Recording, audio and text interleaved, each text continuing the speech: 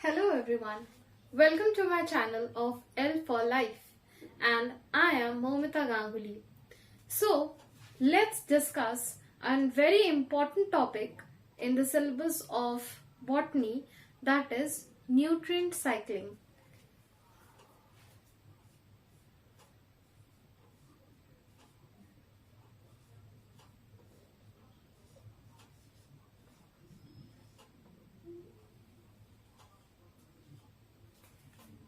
What does this mean? What does nutrient cycle mean?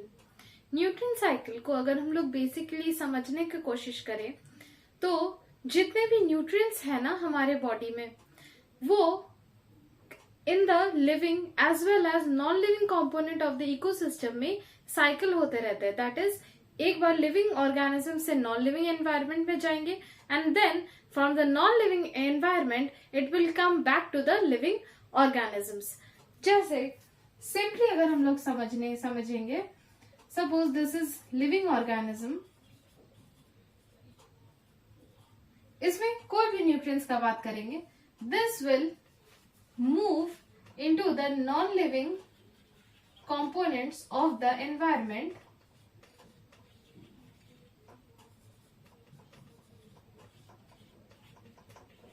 and from this environment it will return to the living organisms.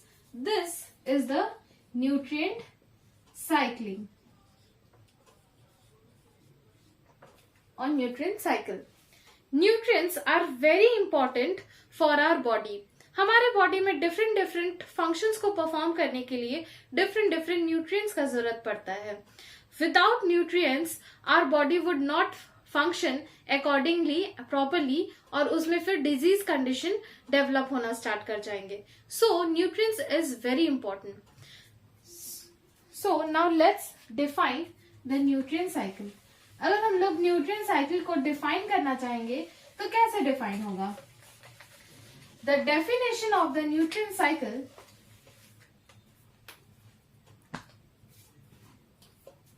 definition of the nutrient cycle will be the cycling of nutrients between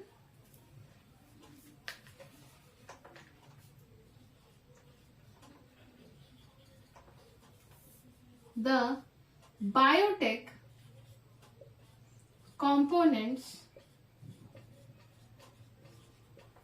the non-living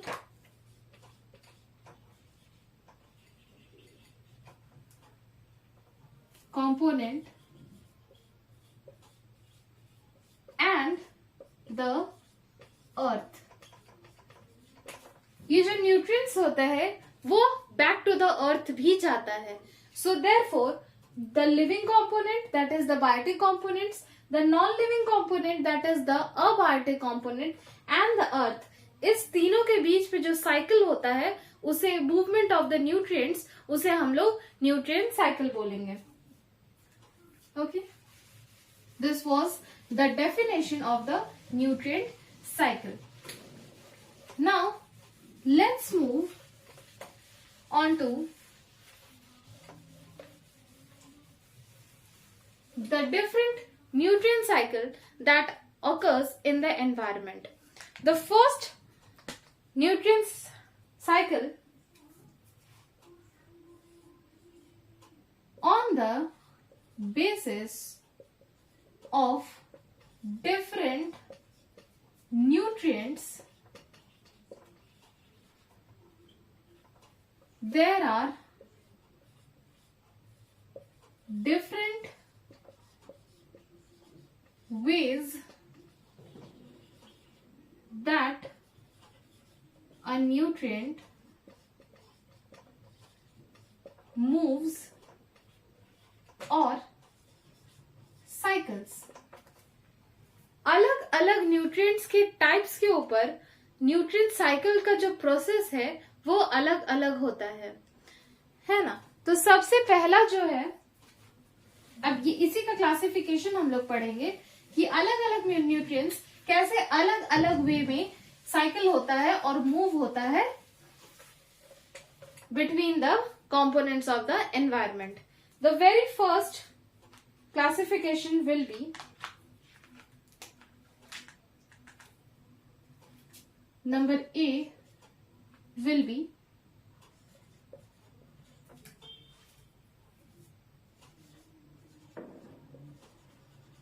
gaseous cycle. The first one will be gaseous cycle. मतलब वो वैसे nutrients जो इन the form of gas या vapour form में जो कि move होता रहता है उसे हम लोग गैसियस साइकिल में काउंट करेंगे. That occurs in the vapour और गैसियस स्टेट. इसका एग्जाम्पल्स क्या हो जाएंगे? Such as nitrogen cycle, oxygen cycle, carbon cycle, water और the hydrogen cycle. This will lie in the gaseous cycle. Nitrogen cycle,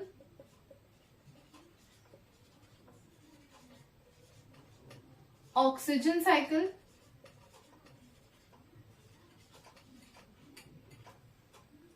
carbon cycle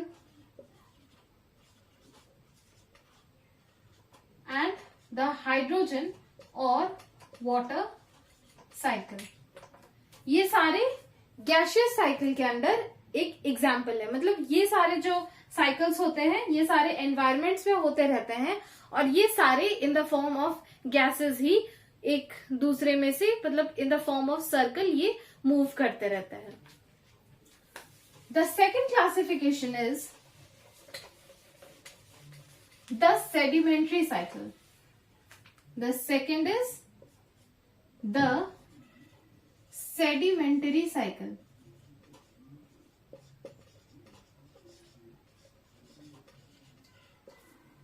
sediment मतलब rocks या solid state में जितने भी साइकिल्स होते हैं उसे हम लोग सेडिमेंट्री साइकिल बोलते हैं. Sedimentary is linked with rock. Different, हम लोग जानते हैं ना कि डिफरेंट लेयर्स ऑफ सेडिमेंट्स पाए जाते हैं सॉइल के अंदर. इसे हम लोग सेडिमेंट्री साइकिल बोलेंगे जितने भी सॉलिड. तो इसको हम लोग ऐसे कहते हैं, दिस अकर्स इन सेडिमेंट और रॉक फॉर्म. इसके एग्जाम्पल्स क्या हो जाएंगे? Sulphur cycle and phosphorus cycle.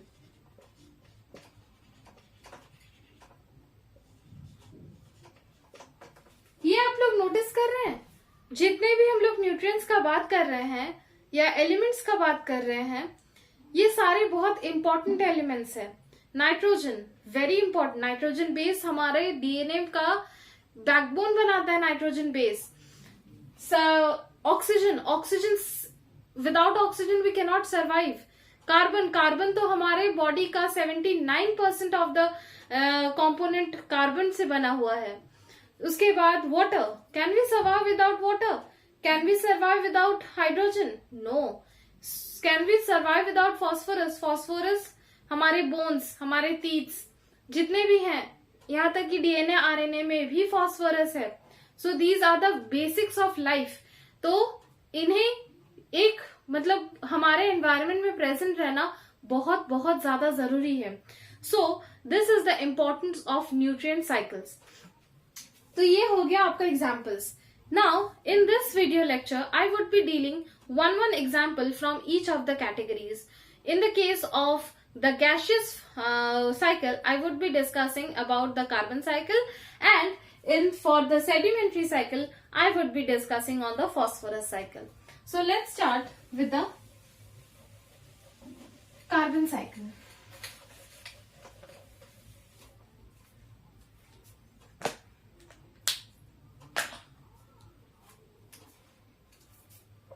The first that we were dealing with, that was the gaseous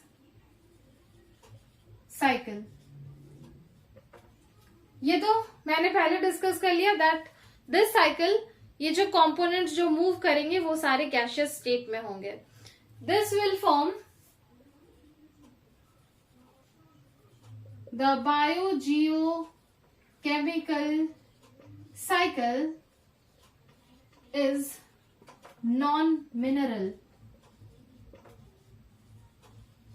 ये इंपॉर्टेंट पॉइंट है, याद रखिएगा. Gaseous cycle occurs in a non mineral state. इसका एग्जाम्पल हम लोगों ने पढ़ा carbon cycle. So now discuss the carbon cycle in a bit details.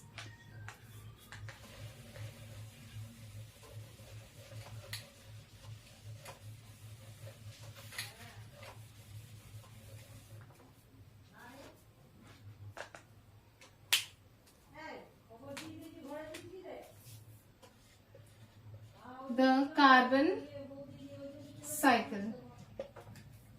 Carbon is a very important component in our body, not just for the living beings but also non-living thing. जितने भी environment में जितने भी है वो सारे carbons के बने हुए होते हैं. अर्थ में भी कार्बन होता है. कोल, fossil fuels, these all contains carbons. Okay, so therefore carbon is a very important component for our environment. So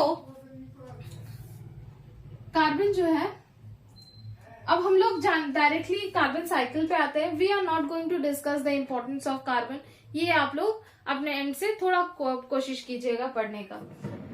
so first we will be discussing on the release of carbon in the environment. पहले हम लोग देखेंगे कि environment में carbon कहां कहां से आ रहा है. First example is combustion. Combustion मतलब क्या? जब हम लोग फॉसिल फ्यूल्स को बर्न करते हैं, जब हमारे cars, motor bikes, everything you runs on fossil fuels. कोयला, coal, that is also a fossil fuel. ये सारे को जब हम लोग बर्न करते हैं, carbon is release in the atmosphere. उस प्रोसेस को हम लोग कंबशन बोलते हैं. Then the second step is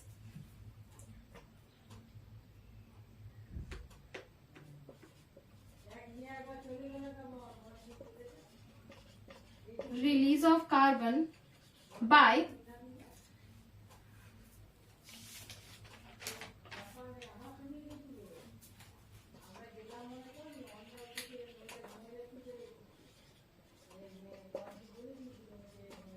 cellular respiration. And the third is the death and decay of organism. यहाँ पे organism मतलब कुछ भी, plants और animals, everything has carbon in it. So combustion तो मैंने समझा दिया. The second is cellular respiration. जब हम लोग रेस्पायर करते हैं, we take in oxygen and give out carbon dioxide. So carbon dioxide तो atmosphere में आ गया. This is also a process of release of carbon in the atmosphere. The third is the death and decay of organism. कोई भी organism जब उसका death होता है तो डिकम्पोजिशन प्रोसेस स्टार्ट हो जाता है. एंड उस डिकम्पोजिशन प्रोसेस में कार्बन जो है, हमारे बॉडी का जितने भी कार्बन कंपाउंड्स हैं, उसे ब्रेक डाउन करके कार्बन को रिलीज करके और अर्थ में उसे वापस भेज दिया जाता है. So these are the 3 important steps or the most important steps of release of carbon in the atmosphere. Now second is carbon को हटाया कैसे जाता है एनवायरमेंट से. ये तो हो गया कि कार्बन आ कहां से रहा है एनवायरमेंट में, but where is the carbon, how is the carbon released or removed from the atmosphere. Processes on how the carbon is removed from the environment. सबसे पहला स्टेप क्या है? प्रोसेस क्या है? Photosynthesis.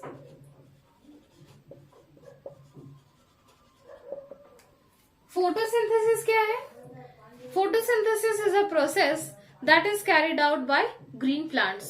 In the presence of light, carbon dioxide बाहर से atmosphere से plants take up करते हैं.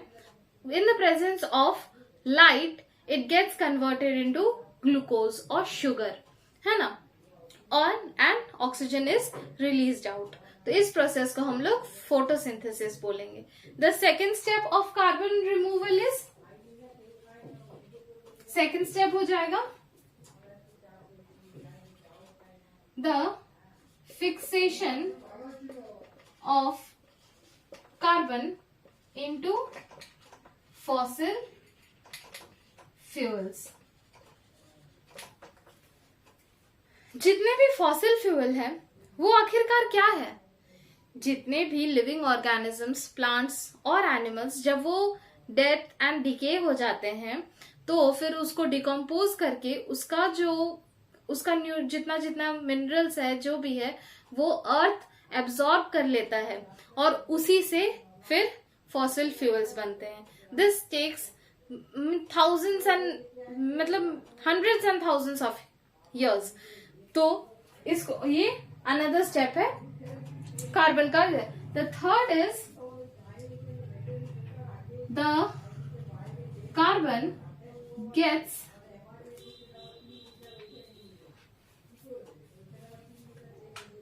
और डिसॉल्व्स इन ओशंस. जो कार्बन है ना,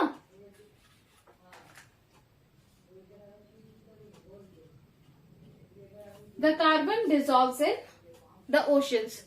ओशन में कार्बन का स्टोर हाउस होता है.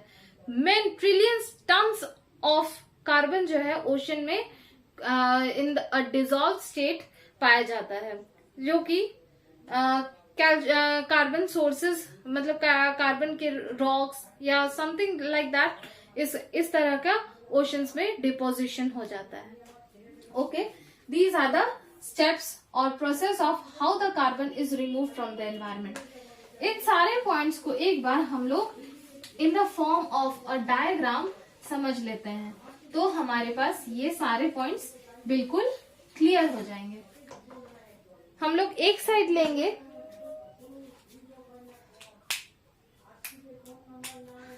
The atmospheric carbon dioxide and एक साइड हम लोग ले लेते हैं ग्रीन प्लांट्स, जो कि ऑर्गेनिक कंपाउंड्स बनाएंगे.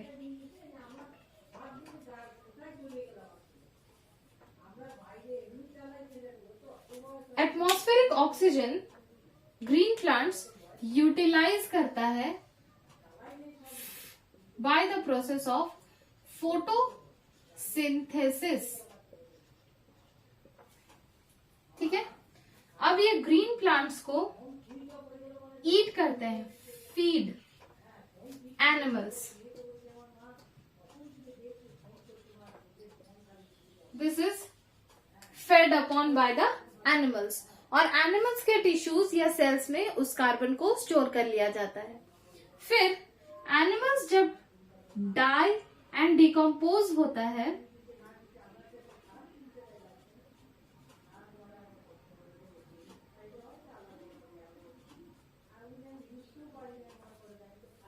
तब ये जो है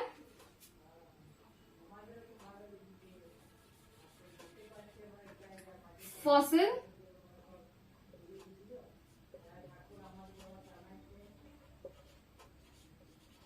फ्यूल्स में कन्वर्ट होता है. Also this death and decomposed compounds also release carbon in the atmosphere. ये एनिमल्स रेस्पायर भी करते हैं, सेलुलर रेस्पिरेशन भी होता है,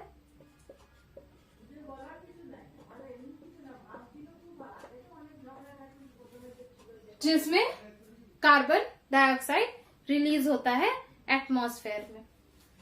ये जो प्रोसेस है एनिमल्स से फॉसिल फ्यूल्स में कन्वर्ट होने का, इस प्रोसेस को हम लोग बोलते हैं fossilisation.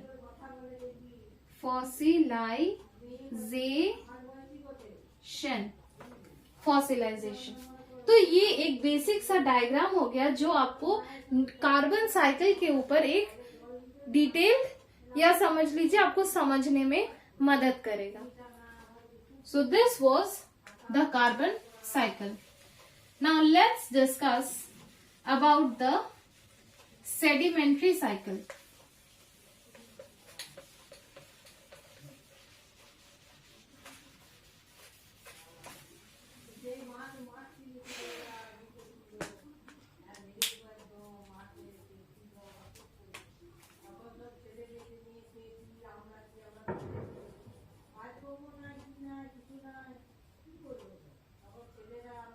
Sedimentary cycle. Sedimentary cycle occurs in a non-vapor form. मतलब ये gaseous form में नहीं होता है, ये solid form में होता है. And the biogeochemical cycle is mineral. ये difference हो गया. The biogeochemical cycle, ये this is the alternative name of nutrient cycle. ठीक है ना, don't get confused. Cycle is mineral. ये मिनरल फॉर्म में इसका साइकिल चलता है. सो इसका एग्जाम्पल जो हम लोग डिटेल में देखेंगे that is the phosphorus cycle जो है उसको हम लोग डिटेल में देखेंगे.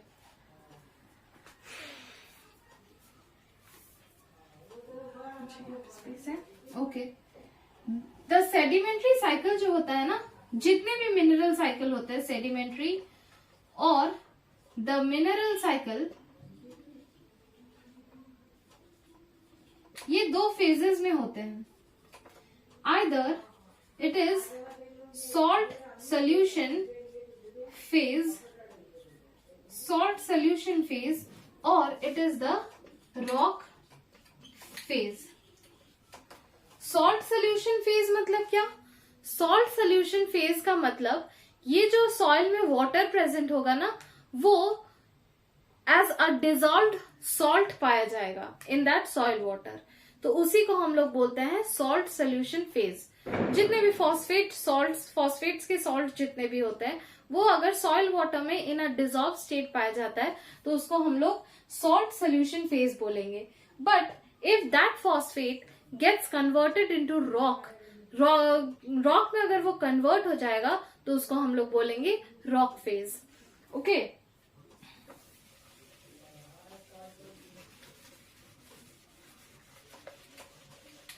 So what's the importance of phosphorus.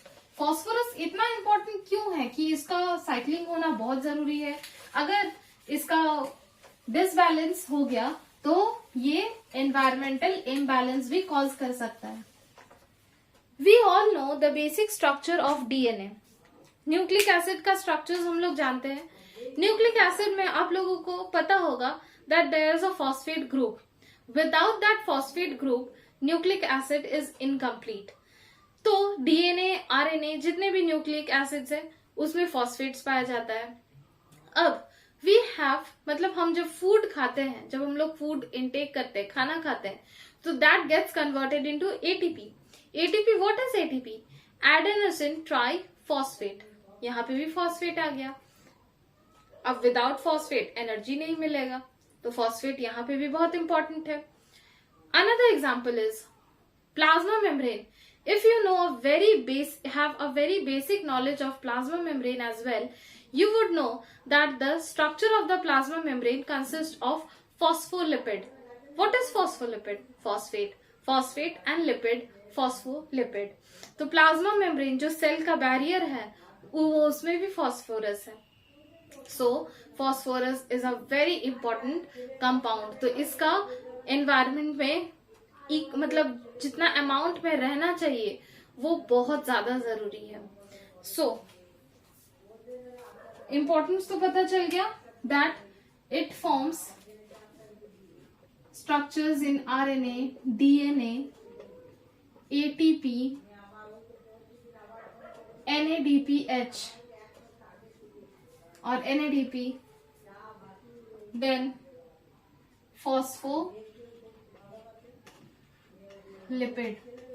इन सब में phosphorus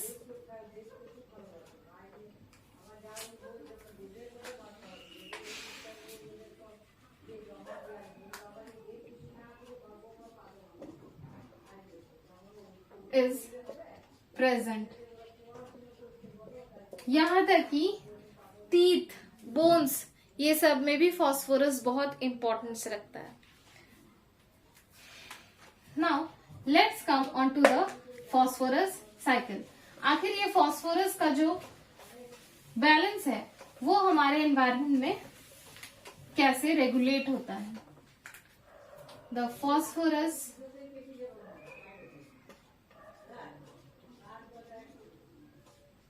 cycle.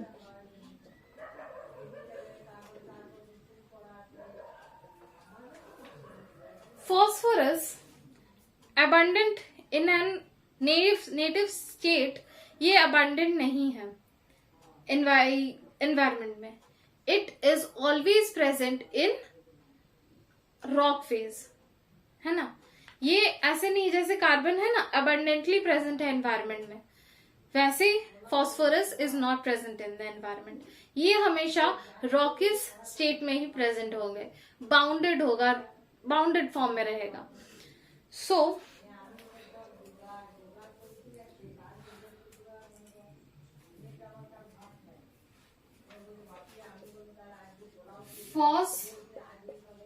phosphorus is not present abundantly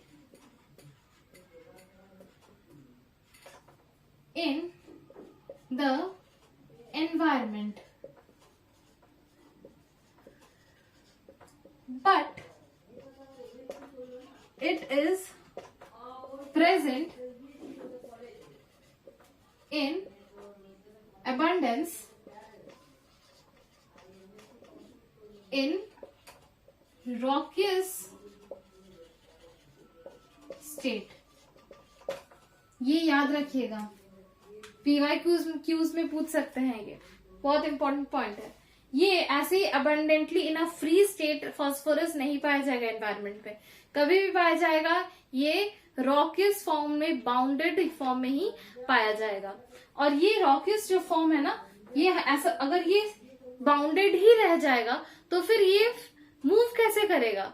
तो जब रॉक्स टूटते हैं, weathering, the process of formation of soil from rocks, तो उस प्रोसेस को हम लोग वेदरिंग बोलते हैं. आप लोग जानते होंगे, जियोग्राफी पढ़े ही होंगे, 9th-10th में ये है कि रॉक्स जो है वो हवा, पानी and different factors, pressure, different factors की वजह से स्मॉलर फ्रैगमेंट्स में टूट जाता है और उसी से सॉइल बनता है. तो that process is known as weathering of rocks.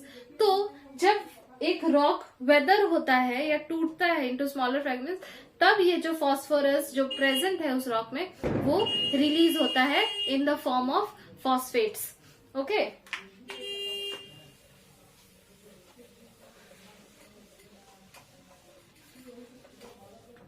Phosphates और phosphorus from the rocks gets converted into phosphate ions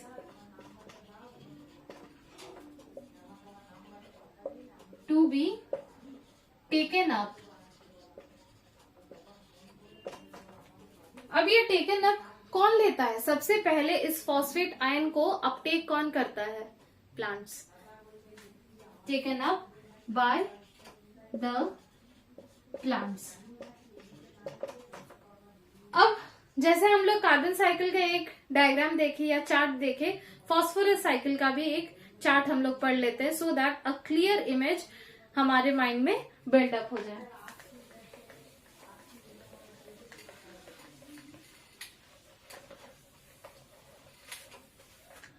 इसमें भी उसी तरह से होगा.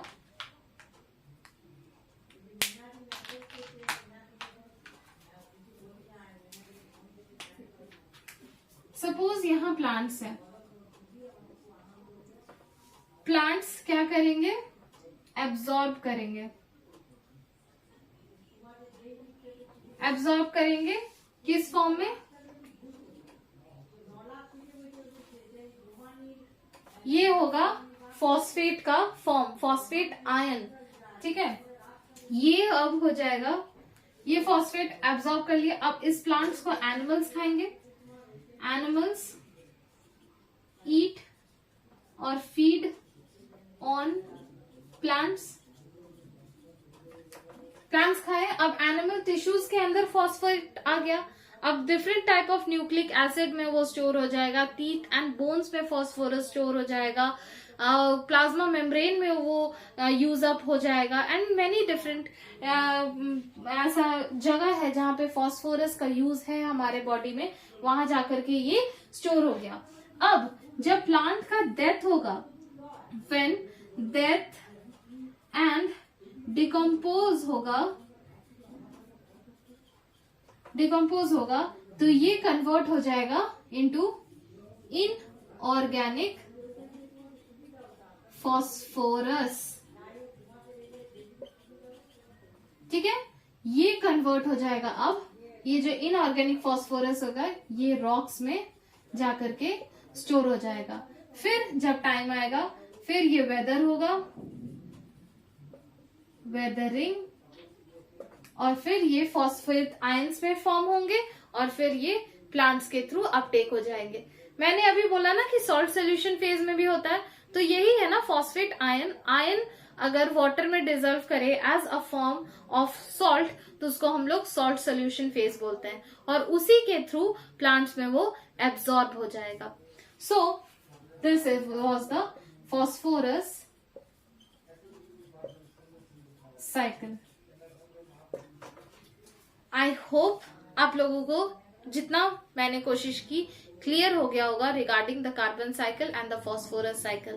In the next video, I would be dealing with one more very important cycles of the environment, that is the nitrogen cycle, जिसमें कि nitrogen fixation, plants कैसे उसमें, जैसे हम लोग जानते हैं ना कि नाइट्रोजन फिक्सेशन होता है प्लांट्स में, लेग्यूम्स में कैसे होता है, वो सारा चीज हम लोग डिटेल्स में in the next video cover up करने की कोशिश करेंगे. If you like the video, please hit on the like button and do subscribe my channel. Thank you.